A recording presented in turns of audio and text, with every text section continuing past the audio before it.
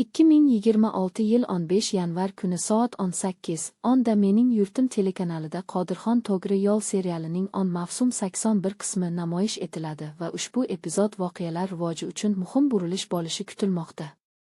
Serial har bir yangi qismda tomoshabinni chuqurroq ma'naviy savollar bilan yuzlashtirib, oddiy yechimlardan qochayotganini ko'rsatadi. Bu mavsumda Qodirxon obrazi yanada murakkab va ishonarli ochilgan.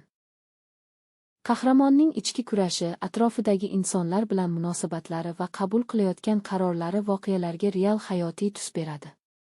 Rejissyorlik yechimlari va aktyorlar ijrosi bir-birini to'ldirib, har bir sahnani mazmunan boyitadi.